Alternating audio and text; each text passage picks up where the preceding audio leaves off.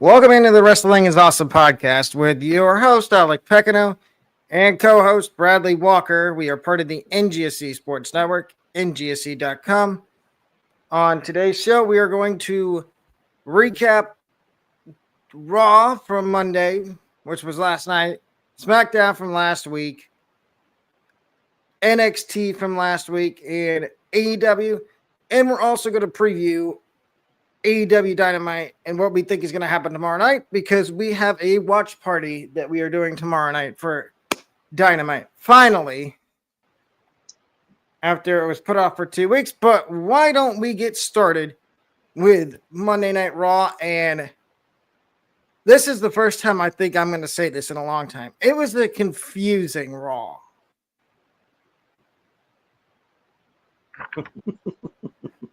Very confusing. What had you? Go ahead. What were you going to say? No, I was going to say, but what had you confused about it? Just the main event. And we'll get to that in a second. So it starts with Logan Paul. I have the notes too for all the shows.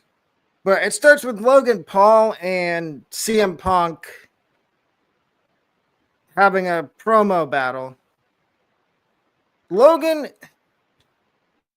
I know, I'll give Logan Paul credit where it's due. He has come a long way on the mic.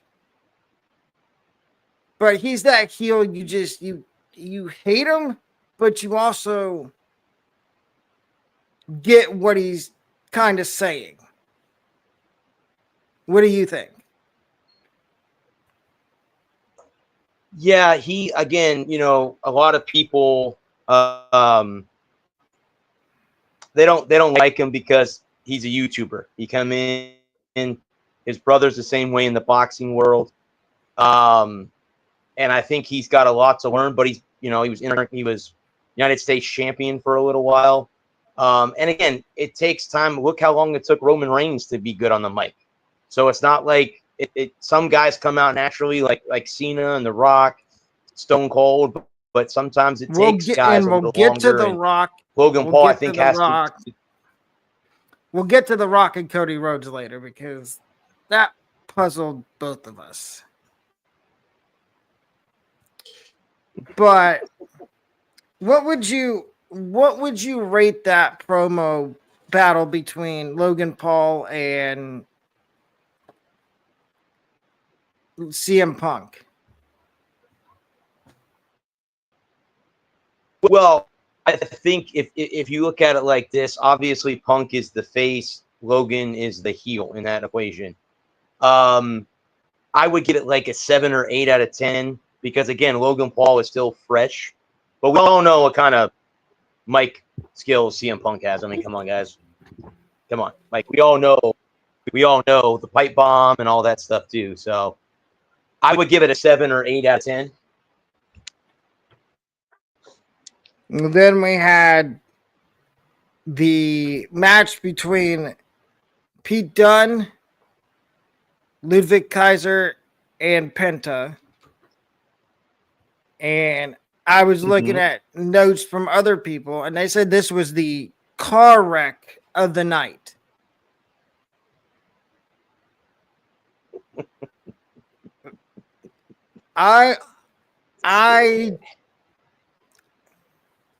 What do you think?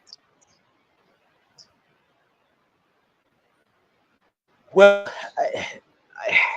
if you look at it, Kaiser and Penta are both, I think, on the rise. Penta is fairly new to WWE, and Pete Dunne is another up-and-comer as well. So it's this, and I hope people out there don't take this the wrong way, but this is a mid-card match.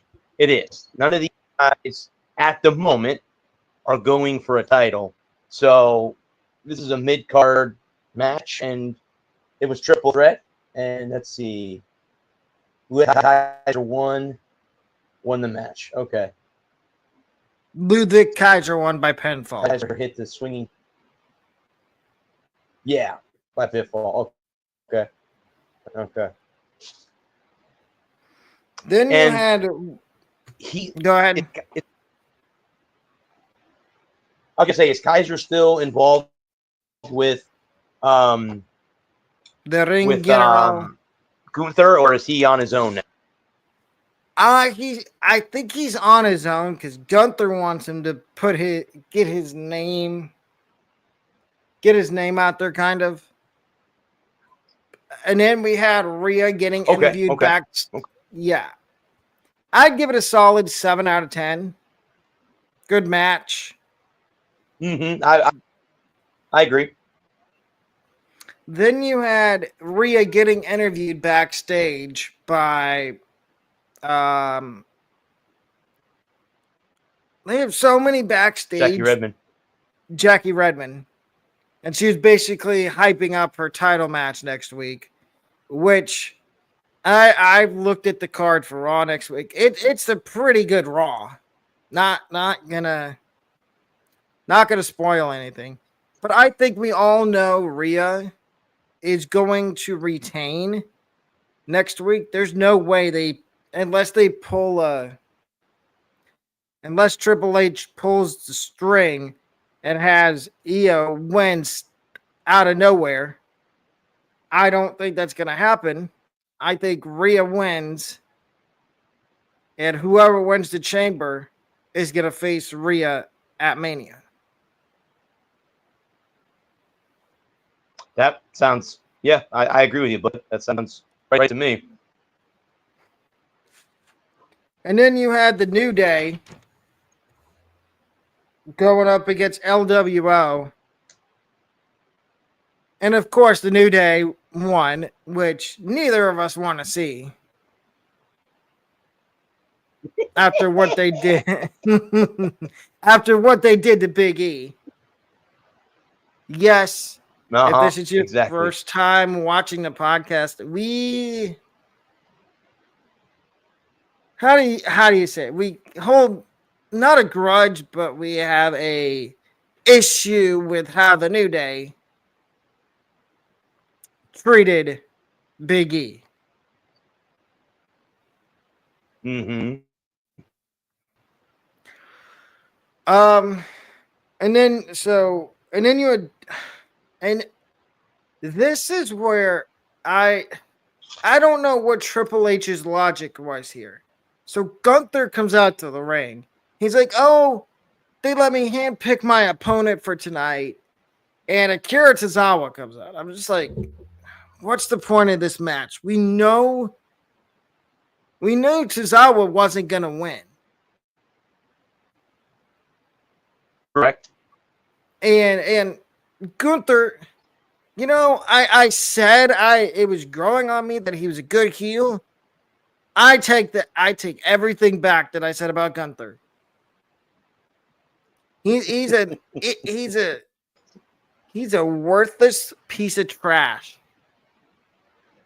The fact that you beat Tozawa and you couldn't let up the sleeper hold until Jay comes out. And then I read an article earlier. I was going to send it to you, but I'm like, he'll probably agree. Gunther doesn't want this match with Jey Uso. No, because I think he sees the writing on the wall. Yeah, because, and we've seen this before with people that don't want to wrestle certain people. What happens? It ends up being a really good match. And I think, and I know we might get some comments in the comment section, but I think Gunther's scared of Jay. Oh, yeah. Absolutely. And then we had, and I couldn't find notes for it, but then you had Braun Breaker poor Dominic in a match with Dominic Mysterio.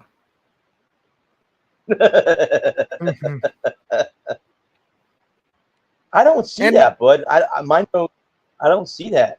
Oh, there it is, right there. Okay, got it there. Okay, yeah, Mysterio. Dominic was about to by DQ because, of course, Carlito and Finn Balor got involved. As they do Judgment Day. Mm-hmm. And I stand to think they probably learned their lesson when it comes to messing with Braun Breaker. I know Carlito learned his lesson. Being that Braun Breaker comes from the Steiner family, you need to check yourself. Like Rick and Scotty both. I know Scott was more steroided towards the end of his career, but both his uncles are pretty bad dudes. Just to say that out loud. We've got two brothers that are talking about that have gotten a contract offer from WWE. Okay. And they're talking about signing with WWE and forming the Steiner version of the Bloodline. Okay. But yeah, Carlito, what did we learn? What was the valuable lesson we learned tonight? Don't make the unpredictable, you know what, mad. Don't make Braun Breaker mad. Because you make him mad, you will sorely you'll sorely regret that. Yes. And Finn, you are lucky you're lucky you got out of the ring before you got speared. And why I'm gonna say this, why do I feel like they say that the Judgment Day is gonna add a new member? Who is that new member? Wow. I don't know. That's Aleister Black, because he's now officially a free agent. I would think so, but haven't we talked about both Dominic and Liv both leaving? I mean, if you're going to add them, you better do it soon, because if those two leave... see, I think they're planting the seeds, not for Dominic and Liv to leave, but for Finn to leave, because supposedly he's supposed to be getting a singles push this year. Oh, okay. Which, I'm sorry, he does not deserve to be in the title picture for any title. But I'm interested to see who the new member of the Judgment Day is going to be when they kick Finn out. I have a theory. I think it's going to be Aleister Black. This might be way off the radar, but when you see something like, if Finn leaves, Damian Priest goes back, you see that happening? No, because he's now a babyface. Okay. And I think Judgment Day are still heels. I throw that out there and think, because I know Finn and Damian don't get along, and I'm thinking if you're gonna maybe bring him back. I'll say this: never say never. You never know. They could. Damian's on SmackDown, but they could secretly move Judgment Day to SmackDown and turn him face, and then they go with Damian. Mm-hmm. Which we'll get to SmackDown later on, like we said, because we are both puzzled by what The Rock told Cody Rhodes. Well, hold up. We can talk about, because Cody was on Raw. I was going to say, but I look at my notes. It says, walking backstage, he looked conflicted. Yeah, he did have... Did he have an interview? He had a promo with Seth. Yeah, and we how many times have we talked about Seth being the one to turn heel? Yeah, because Cody is not gonna turn heel. No, there's just no way. He is too over with the company. He is the biggest babyface they have right now. And I think we both know that Cody is going to decline the offer from The Rock. We will give full detail on that when we get to SmackDown, but Seth, I feel like Seth is going to be the one. I know he's already done it once, so would we be surprised if he does it again? If he sells out and wins the chamber by the help of The Rock after helping Cody win at Mania last year. Would we be surprised at all? No. Honestly, no. Some of the stuff Seth was saying, yes, I could relate, but then again, Seth, who's the one that put a chair and Dean Ambrose, now Jon Moxley, and Roman Reigns back over 10 years ago? It was you. You did. You're the whole cause for the reason that monster was built with Roman Reigns. And I have a theory that I'm going to talk about later about Elimination Chamber that people might not like. It involves The Rock, it involves Cody, and it involves somebody that's not even on the card for Elimination Chamber. But then we get to the main event, and this is where I said I am confused. Why are Bianca and Naomi dropping the tag titles to Liv and Liv and Raquel? Good question. And I could understand if they dropped the tag titles and like Jade Cargill came back. But Jade didn't come back. And people are like, oh, they're saving all these surprises for the chamber. I mean, I could see Jade returning at the chamber and costing Naomi or Bianca, because we still have we figured out who actually attacked Jade? There was there was a video that showed Liv and Raquel leaving the scene, but we don't know if they're the ones that attacked her. But anyways, what would you give this Raw out of 10? Out of 10, I give it an 8. I did happen to watch some of the highlights before we came on. I would give it 8 out of 10, probably. Okay, now we get to NXT. And it starts with... Okay, let me get my NXT notes. There we go. It starts with Ricky. I'm just going to call him Ricky Starks, even though his name is Ricky Saints. Ricky Starks signing his NXT contract. Oh, yep, that's what it says. Yep, okay.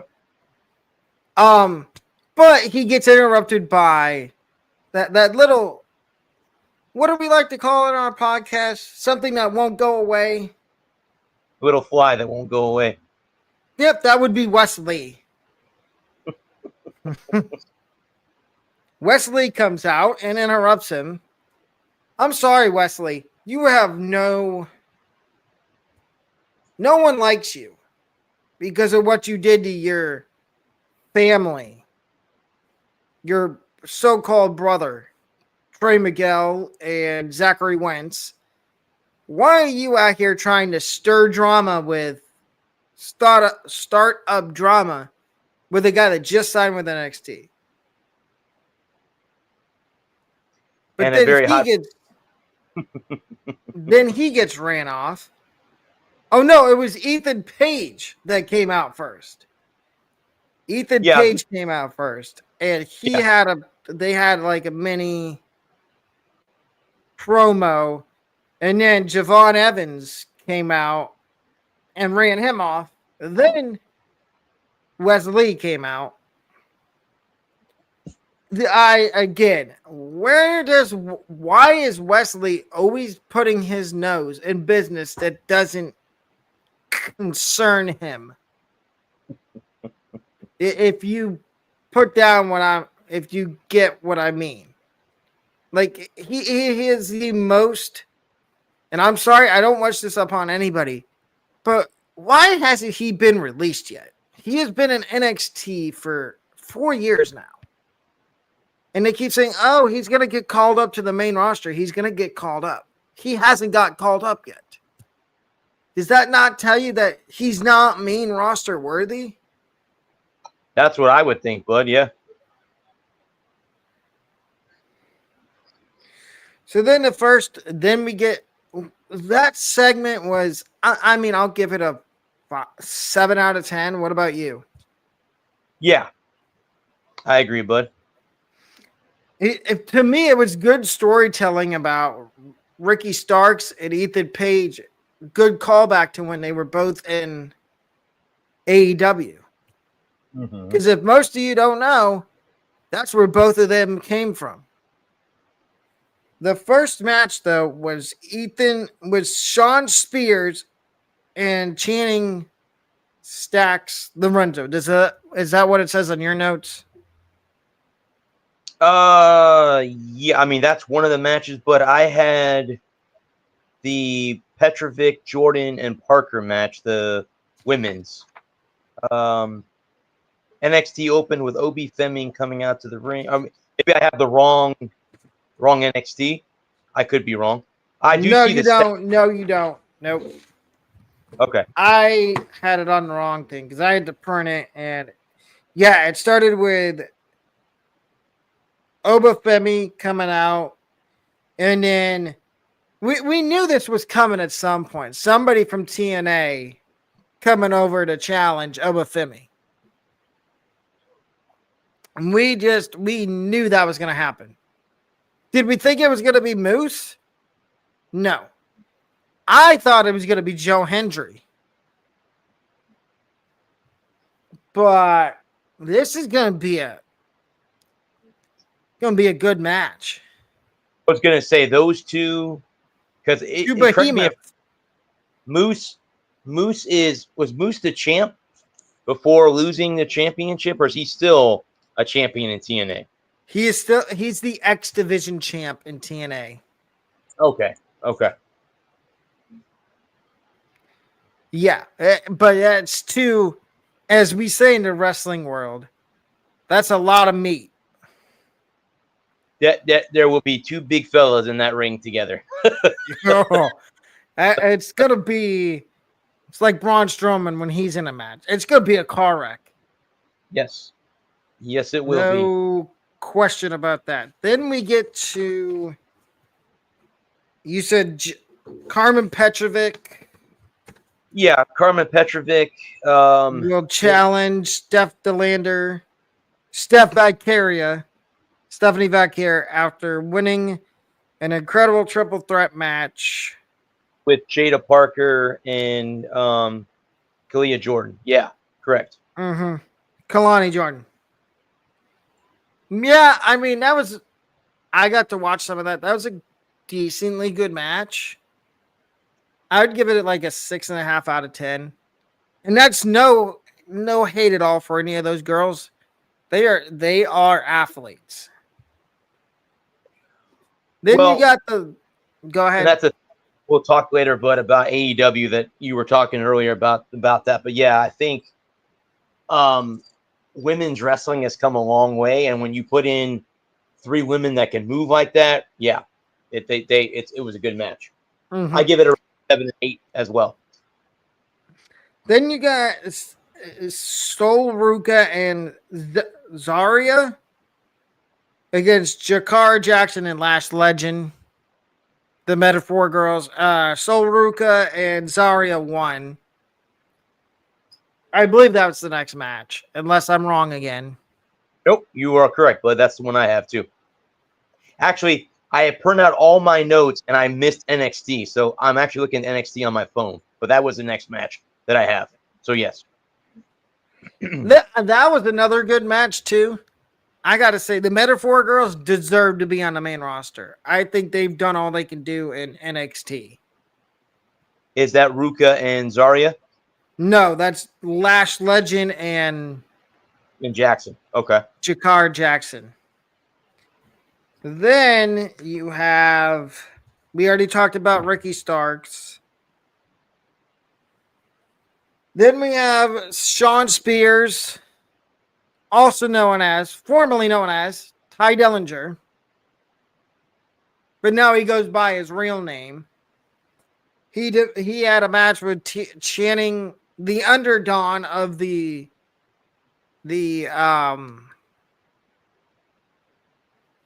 why am I drawing a blank? The D'Angelo family. And Sean Spears won. I gotta say, I mean, I know Sean Spears was on the main roster a little bit before he left. I think that he needs to be back on the main roster. He's done enough in NXT. He deserves another run on the main roster. Now, I'm not gonna say title, but maybe if he does something like Karrion Kross is doing, where he interacts with these people and either turns them heel, which we completely. I didn't see Karrion. On a side note, I didn't see Karrion Kross at all on Raw this week. Did you? No. Anyway, I think this was a solid match. 7 out of 10. Yeah, Bleacher Report gives it a C+, so yeah, I'd say 7 out of 10. Yeah. Then we had the NXT Women's Champ, Julia, NXT North American Champ, Stephanie Vicare, and Jordan Grace versus Fatal Influence. And it looks like Jordan Grace, Stephanie Vicare, and Julia won. Mm-hmm.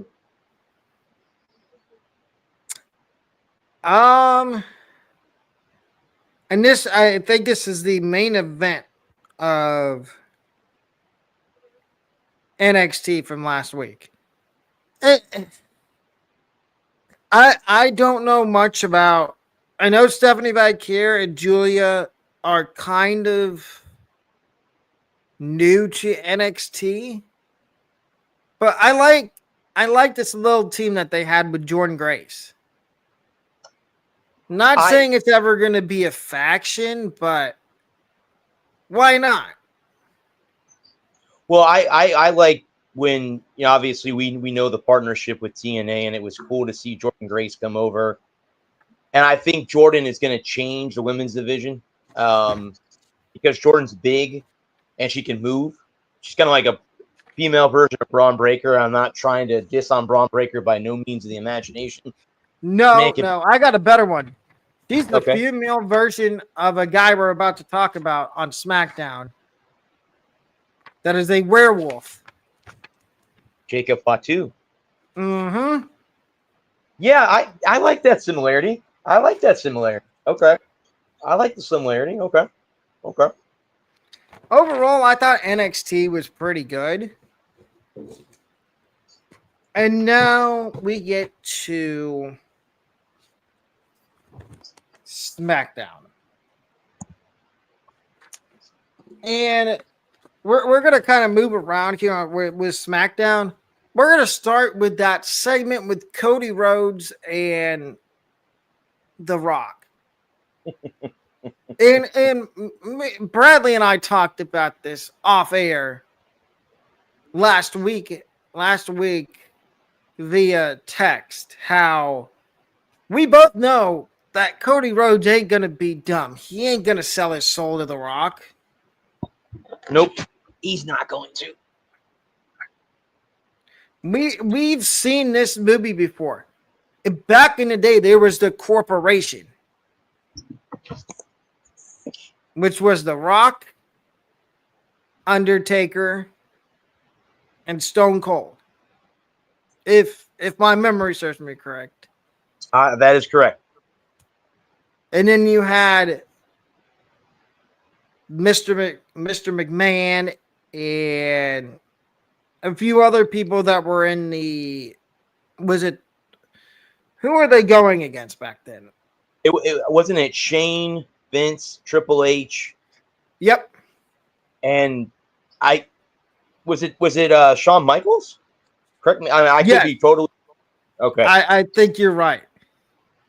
And I think that's what The Rock is kind of trying to, in some ways, recreate here, is the corporation.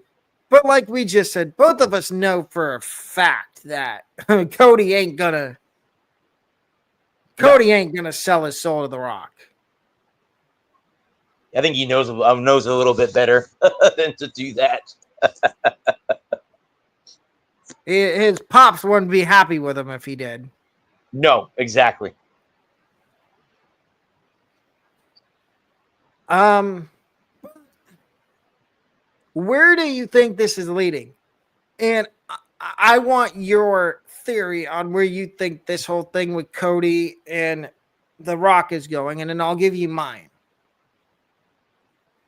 Well, this all goes back, guys, to WrestleMania a year ago. Remember back when Roman Reigns had the belts, right? The match they wanted was Reigns versus The Rock. That was what they wanted.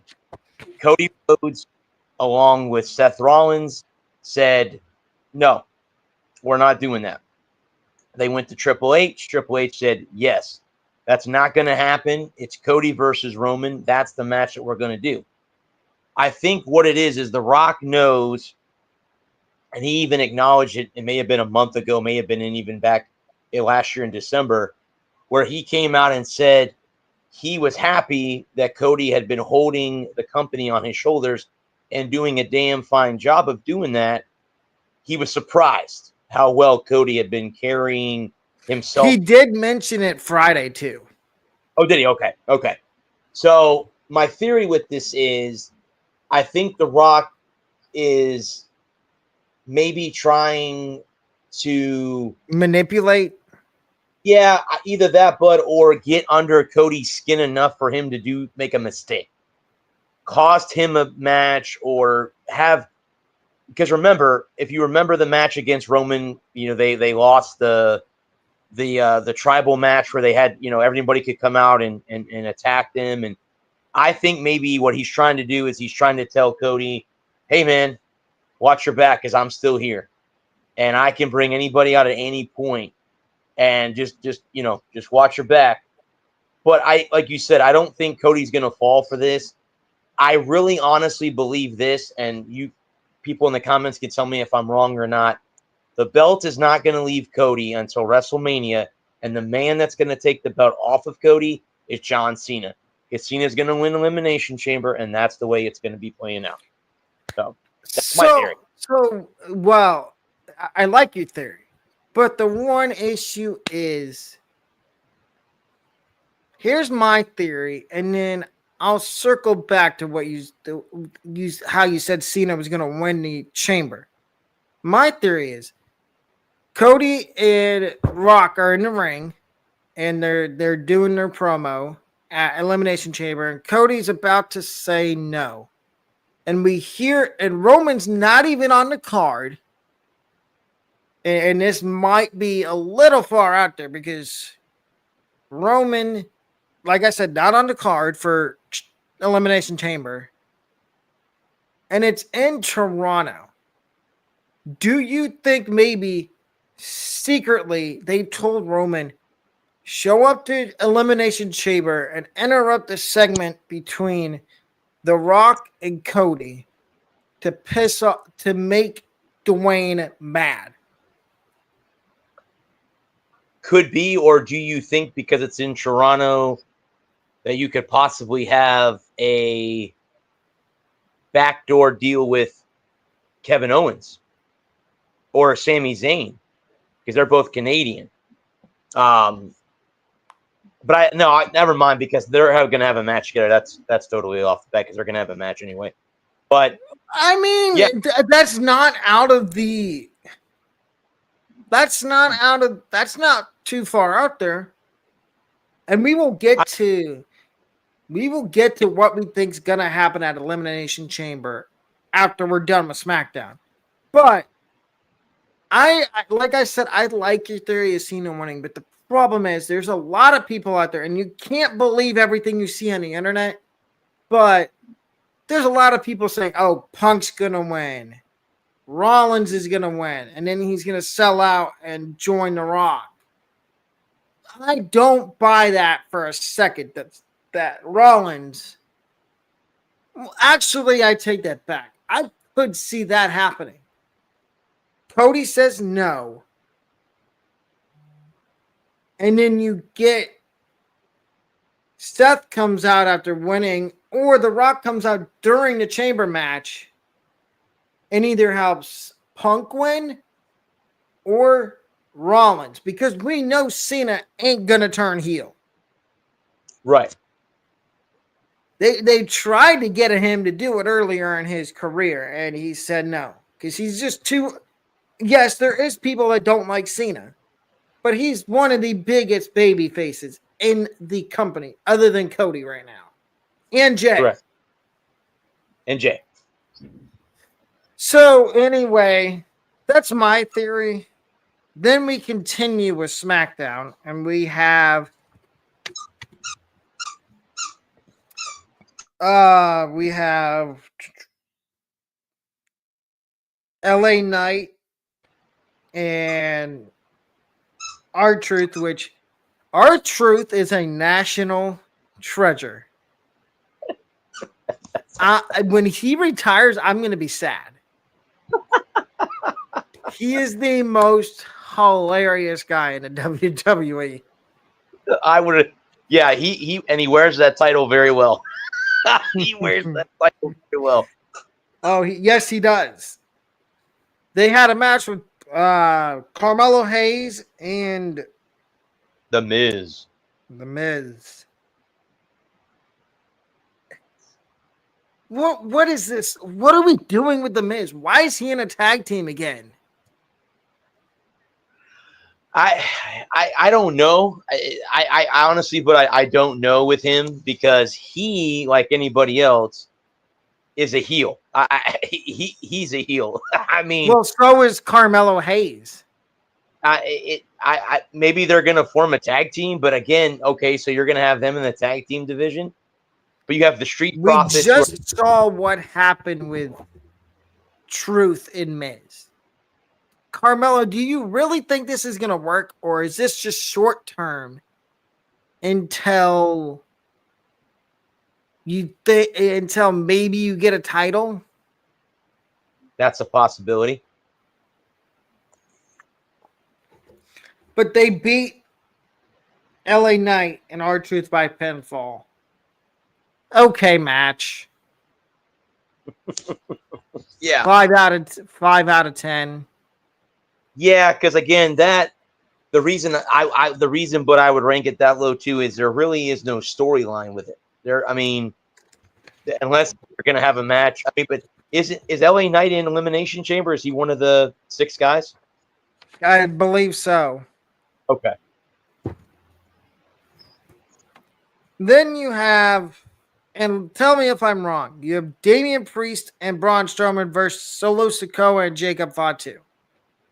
Yes, correct. Okay, this train wreck of the night. And I think Braun and Damian won, but I think they're planting the seeds here for the eventual Jacob Fatu face turn. And we talked about this off air last week. Mm-hmm. Everybody, and we want to know what your opinion is on this, but we both think that Jacob Fatu he's a heel, but there's something odd about how he does as a heel, because he's over with the crowd. Mm-hmm. And normally heels, they get booed. When Jacob Fatu comes out, he gets cheered. Yeah. Yes, And he that's does. not normal for a heel. No, I mean he went through the New Day treatment where they booed him. But the thing about him is with Fatu is through the boos, he's like, okay, well, I'll let you keep booing, and sooner or later I run out of breath, and I'll be able to talk. So that's the way he looks at things. But yeah, you're right. There's something different about him. And again, we both have hinted on it's going to be a face turn for him. Mm-hmm. And we both said this numerous times. He is not very. He's nimble on his feet, but don't get him mad. Yeah, he wouldn't be a guy that I'd want to anger. No. Though I will say this, I think it was a YouTube short where it was outside of the arena and there were fans that accidentally their jacket blew off and blew over this fence, and he went and picked it up and threw it back to him. And it said in the headline, Jacob Fatu breaks character. And I'm like, guys, you do know that these people are human beings. They don't have to play. They are human beings. I'm sure Jacob Fatu is a completely You know different what I saw, and I was gonna send it to you. I saw on Facebook a video of Jeff Hardy and his daughter dancing a TikTok. Yeah. They're human, guys. They're human just like we are. They don't play a character 24/7, just when they're in the ring. Yeah. No, like look at Dominic. He's got two different characters. He's got the character he's got on TV. And then he's got his outside of WWE life. His home life, yep. And then you had Jimmy Uso, and we've talked about Big Jim is him. Yes. He will win a title in 2025. I agree. Oh, you know what? And they're trying to tell a story here. When Drew signed his new contract, for weeks and weeks, he was saying there was only one person that ever called him. Do you think that might have been The Rock? Maybe. Because everybody's putting theories out there. They're like, oh, maybe it could be Wade Barrett. Maybe it could be Sheamus. See, Wade Barrett, highly doubtful because he's a commentator now. Sheamus, I don't know where Sheamus is. He's all of a sudden disappeared from Raw, which feels like that happens every year around this time. So that leaves one person, and like you said, maybe it is The Rock. Can you see The Rock helping Drew win the Chamber? Well, the only question that I would ask Bud in that thing is, what would be the repercussion for, like, what would be the reward for The Rock to have him face Cody Rhodes? I mean, would that be what he would want? Because he thinks that Drew, because to me, again, I know Roman's not on his side anymore, but you have Jacob Fatu and you have Solo, who also could take. Well, do you have Solo? Well, I mean, up till this point, I mean, yes, The Rock and Solo haven't seen eye to eye, but again, Since Solo lost the Ula Fala. Yeah, to Roman, yeah. So yeah, I mean, it could be pushed under the bridge for that and say, hey, because I think at the end of the day, but he wants somebody to beat Cody. He wants that belt off of Cody Rhodes for many reasons. So yeah. Yeah, I would agree. So with that being said, and then I think we had one more. And you want to know the two biggest crybabies in the WWE? I'm not including Rollins because we know he's a crybaby. But the two biggest crybabies, what show do they both reside on? SmackDown. Drew and Kevin Owens. Yeah. KO is a little out. Yeah, KO. Yeah, definitely. And I hope at Elimination Chamber he gets what's coming to We're him. gonna get to the Elimination Chamber in a second. But there was one more match on SmackDown, and it was a tag team title match between DIY and a team. I'm sorry. What have they done to deserve a tag team title shot? Pretty deadly. Oh no, yeah, I agree. I don't get. I honestly just don't get that tag team. But that's just me. But I just don't get that. To me, they're what the what FTR were before FTR left WWE. They're the comical team. Because if you go back and look before Cash Wheeler and Dax Harwood left WWE, they were in a program with the Usos, and they were using them at the time, Dash Wilder and Scott Dawson at the time, as the comical people. Usi Hot. Oh, yes. And that's why they left WWE and went to AEW, because they were tired of being used as, I'm not going to say enhancement talent, but a comedic tag team to put over the Usos. Right.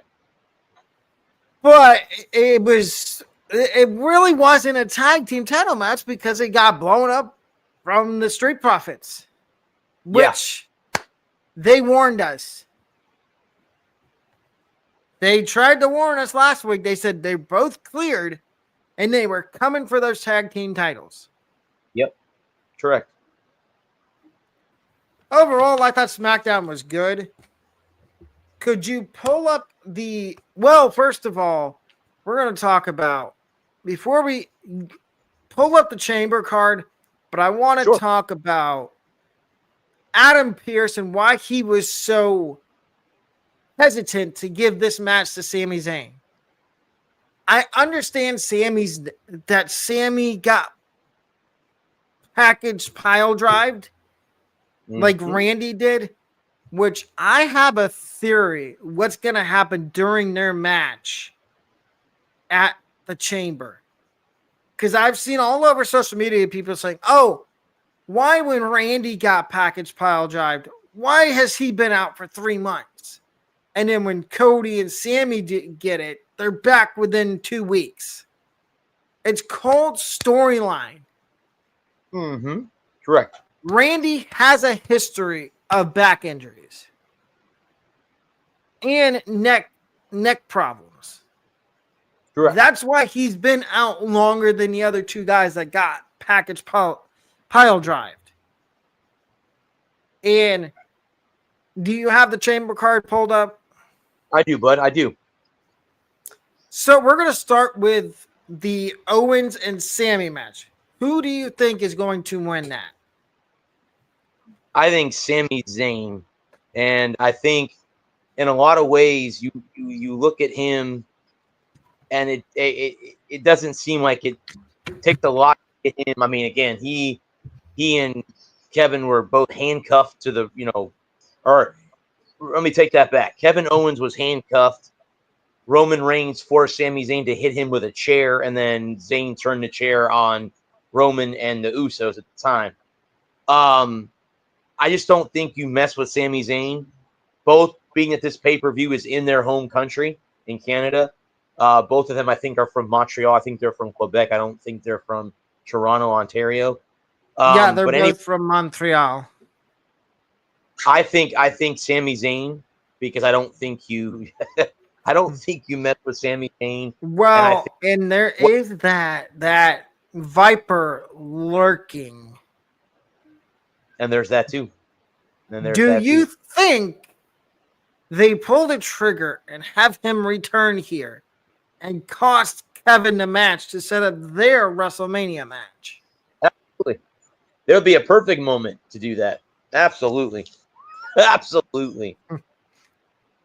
I think Sammy's going to win too, and it's because what we just said a second ago. I think this is where Randy comes back, and he's going to cost KO this match because what did Adam Pearce say on Raw? This match isn't official. Right. It is Unsanctioned. unsanctioned, which there's only been one other match like this in history of WWE. Well, we've both been watching it. And it was WrestleMania that was in Orlando. Seth Rollins versus Triple H. Mm-hmm. And if you need a reminder of what an unsanctioned match is, go back to that. Go to Seth versus Triple H at WrestleMania. It is not going to be it's not going to be a pretty match. There's probably going to be blood drawing. Mm-hmm. We might see Sammy get package piled up again, but I do feel like Sammy's going to win the match. Yep. I think we're gonna see many Halua kicks Yes. in the match. And people are saying if you're going to let Kevin use a band move like the package pile driver, why can't Randy bring back the punt kick? Yeah, exactly. You might see that, bud, because it's unsanctioned. You might see that. You might see Randy come out of nowhere and just punt kick Kevin Owens. Yep. Correctamundo. Who's the next? So we both have Sammy winning. Let's see how many of these we get right. Well, according to this, I have 4 matches. Of course, the 2 chamber matches, obviously, but the other one is Tiffany Stratton and Trish Stratus against Nia Jax and Candice LeRae. Yeah. You know what? I'm going to take Tiffy Time and I agree. Trish because it's in Trish's hometown. In Canada, her home country. Yep. She's from Toronto. Toronto, too. Yep. Correct. It'd make all the sense in the world for them to have Tiffany win. But are you thinking what I'm thinking? Are they going to have Charlotte interfere? Well, that's a possibility because she did choose Tiffy. So that's a possibility. And this might be way far out there. What about somebody like Becky Lynch? So we haven't seen Becky yet. On CBS, that's the website, but I'm using for the card. It does say the last time that Stratus wrestled was with Becky Lynch in a steel cage match. It's funny how they bring that name up, but you're right. Why wouldn't it be interesting for the man to return and come back? That would be cool to hear. Her music is so cool too. So I would be great to see her come. Here's my thinking is I don't think there's a lot of people that want to see Charlotte versus Tiffany. What if you have Becky Lynch interfere in the match? Not saying maybe she cost Nia and Candice the match. And then you have like a triple threat or a fatal 4-way at Mania. Between Nia, Tiffany, Charlotte, and maybe Becky Lynch. Yeah. Could be. And Carmella was released, so we don't even have to worry about Carmella. Yeah, I saw that earlier today. Yeah, she finished out her contract, so yeah. Poor Corey Graves, though. Yeah, he got demoted, and his wife is no longer in the company. Yep. So we both have Tiffany and Trish winning. Who do you have winning the men's chamber match? It's Cena, Punk, McIntyre, Paul, Priest, and Seth Rollins. I said earlier, John Cena, I'm going to stick with that pick because Cena didn't win at the Royal Rumble. And I think the guy that's going to take the belt off, and I could be totally wrong. I could be way out there and totally wrong.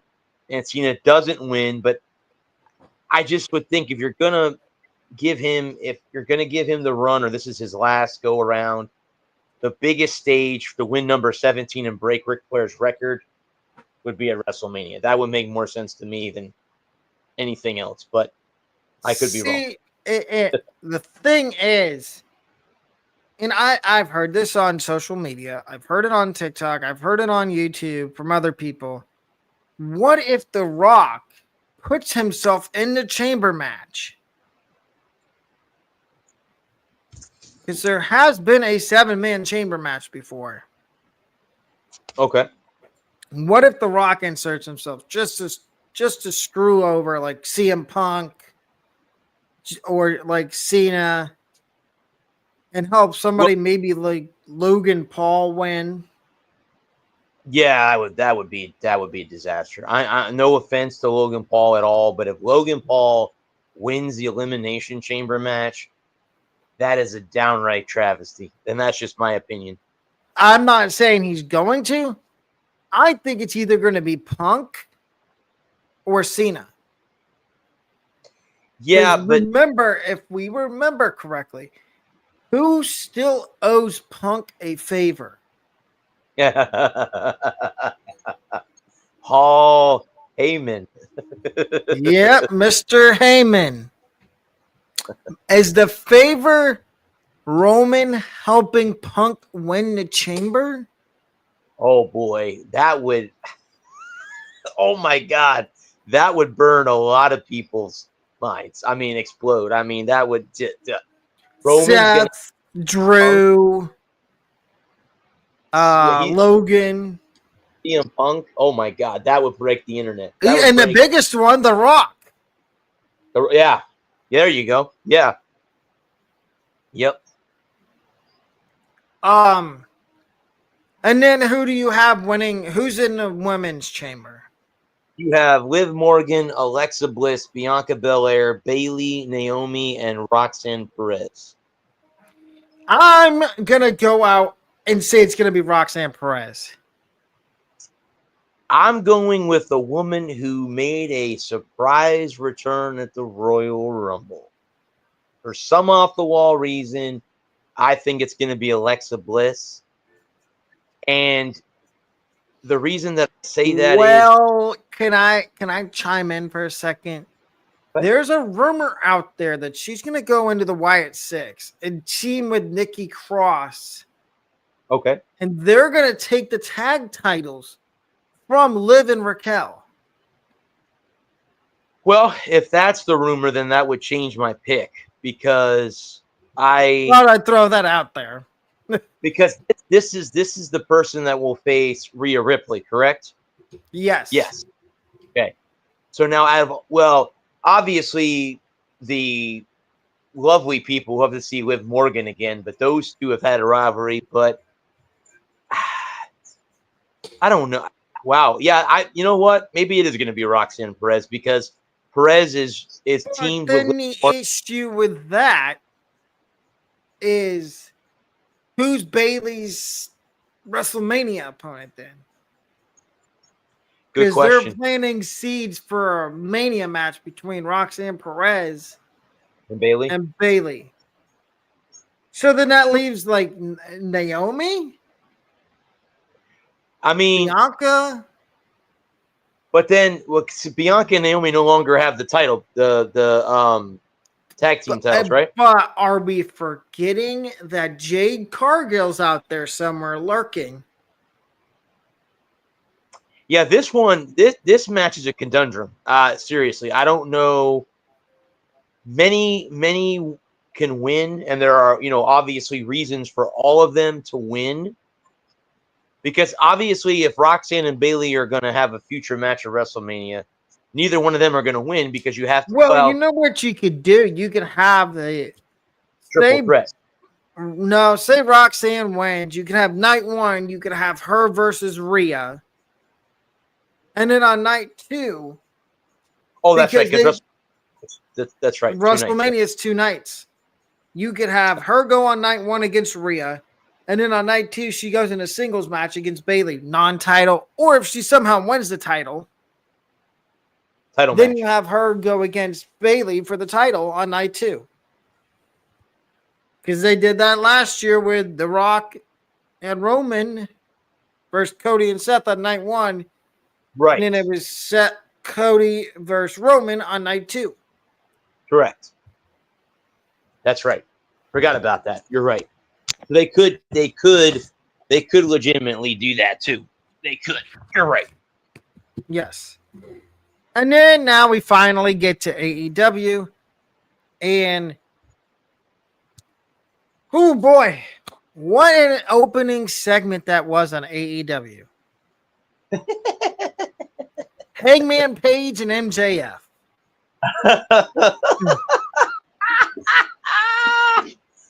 Do I dare say that it was that's an understatement? Yeah, just a little bit, because when you have security in the ring trying to keep those two apart, that's usually not a good thing. No, it's not. And I'm sorry, Yeah. Hangman Page kind of cooked him on the mic. Yes, he did. Yes, I agree. But I agree with you. And we will go in a little bit. We'll tell you how we'd fix MJF. And oh boy, Yes. it's going to be interesting. So anyway, that segment I'd probably give a solid 9.5 out of 10 because it was absolutely, bud. Absolutely. That is one way to open a AEW Dynamite. Then you had the Ops, which we've talked about them before. The Ops, which is Samoa Joe, Katsuyori Shibata, and Hook. And if that's Correct. what your notes, they had a match against the Patriarchy. Christian Cage is a little baby.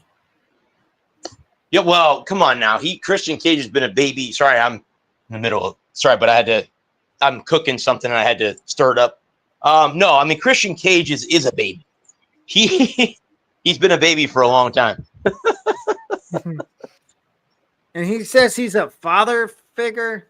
Well, if you're a father figure, why are you chickening out and not getting in a match? Yep, because he's waiting for the right moment to have that match is what he's doing. And what happened, Christian Cage? You took the L. You lost. Mm-hmm. Then you had that was a solid match too. That was like a 7.5 out of 10. Correct. Then you had Big Bill versus Hobbs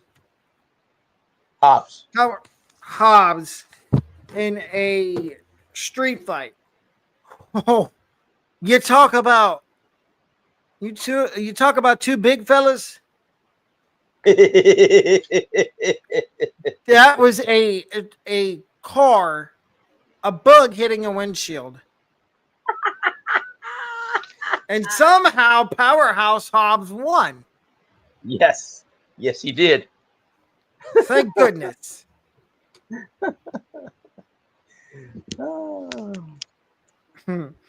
Then you had, and correct me if I'm wrong, Timeless Tony Storm had her title celebration. Yeah, I watched that on YouTube, that moment when she came out. And I didn't know. I mean, obviously I didn't know until after the pay-per-view. Tony's from Australia. I think we're all aware of that.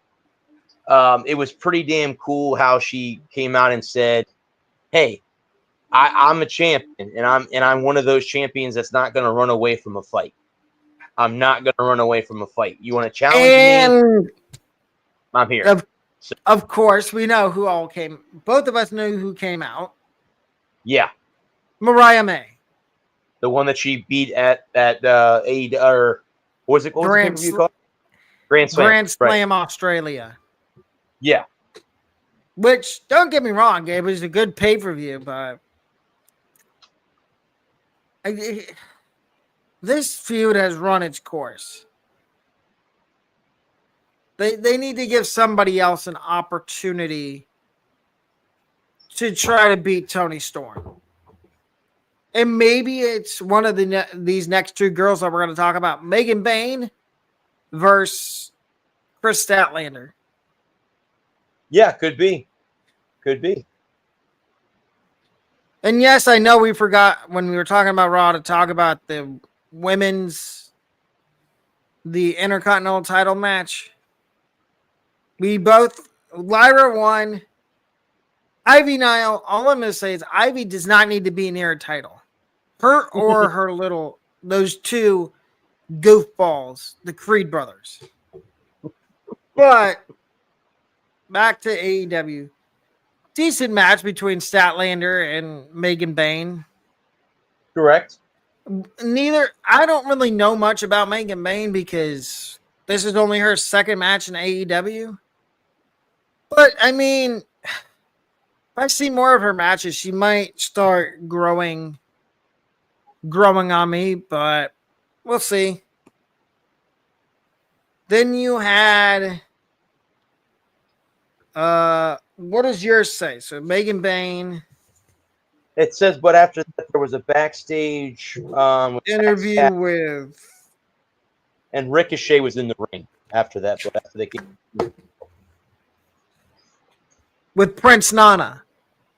Correct. Yes, it says Ricochet was wearing Jimmy Rav's robe stolen from the embassy. Yeah, which was doing with Prince Nana. Yep. How many times do we have to say this? Ricochet is really, he's playing with fire, big time. Swerve's gonna get him at some point. Yep. And here in a minute, we're gonna try to look into the crystal ball for tomorrow night and tell you what we think's gonna happen on Dynamite. Then we had I think we had a backstage interview when we came back from the break with, what does your note say? There's Ricochet, Penelope, and then we had Orange Cassidy. Yes, I was going to say the AEW Revolution International Championship Series between Orange Cassidy and Roderick Strong. Great match. Both those guys know how to. They have, as we say in a wrestling business, they have good chemistry. And there was no outside interference whatsoever. Which is good. Other than after the match. When, of course, you had that no good human being, Don Callis, come out with his two little cronies, Mark Davis and Takeshita, and they attacked Orange Cassidy. I really want Orange Cassidy to win next week so he could take that international title off of Takeshita. Because Takeshita, and you can either agree or disagree with me on this, he barely defends that. Yeah, I think as a champ, you need to defend. That's the reason you got the title to begin with. Overall, I think AEW was also good. 8 out of 10. And yes, to wrap up the show, we are going to try to, I'm not going to say predict, but put our theories out there as to what might happen tomorrow night on Dynamite, which we will be doing a watch along of and giving you our analysis during the show. Yep. What do you think? Do you think they keep progressing this Toni Storm and Mariah May feud? They might, Bud. But again, I agree with you. I think maybe it's time to bring somebody new into the fold. Well, and there's one thing we forgot. the Murder Hawk Monster and Brian Cage called out the Hurt Syndicate. Oh, okay. Okay. And I'm going to say this. I think them calling out the Hurt Syndicate, and this is a little preview.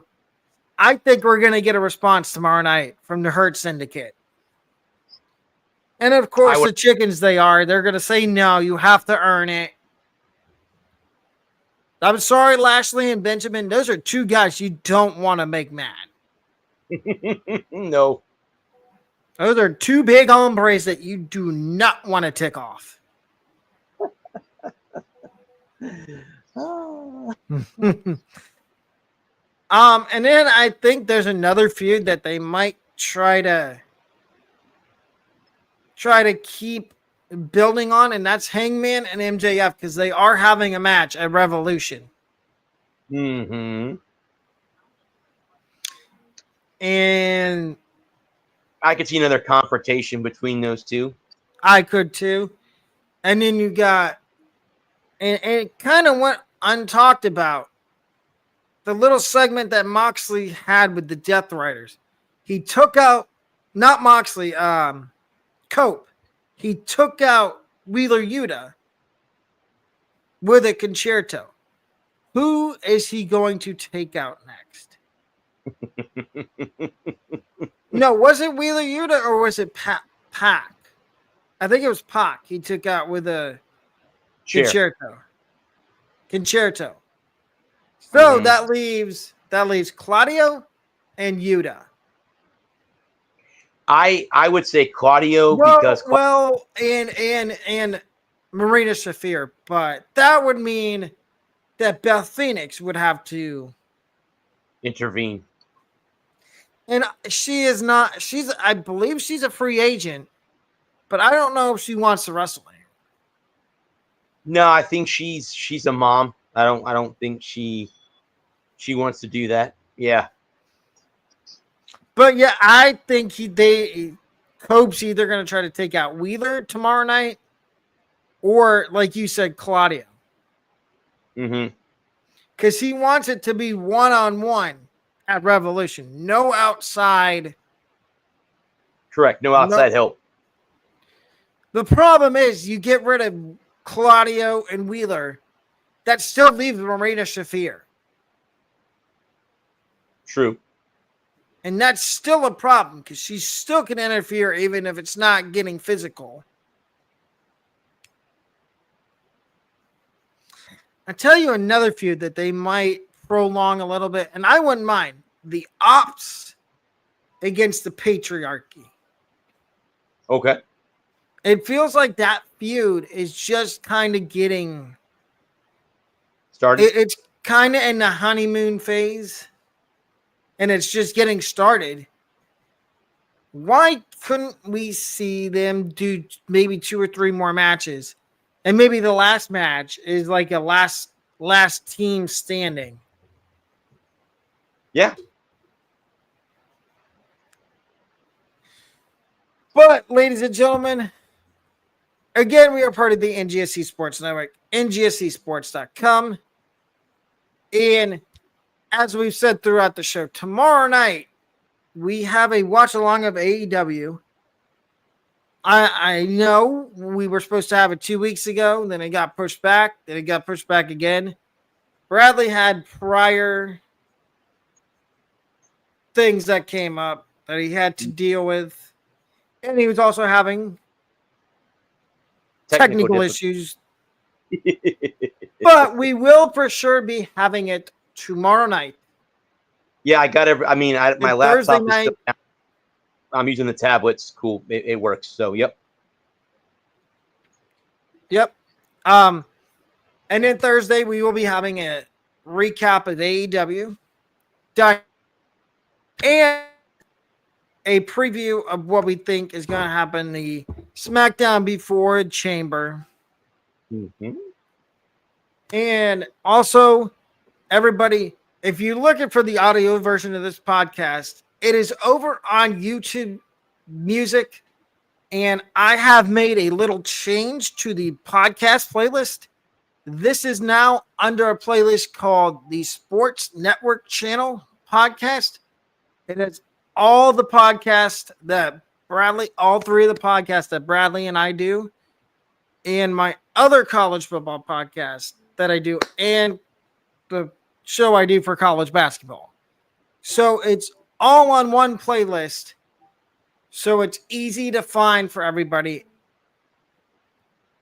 And we also have a merch shop, and we will be getting merch from it later on this year for our trip in 2026 and I know this is for college football, but for our trip to Ann Arbor, Michigan in 2026, and our trip to just made official last week on our first off-season episode of the College Football Podcast, Baton Rouge, Louisiana in 2027.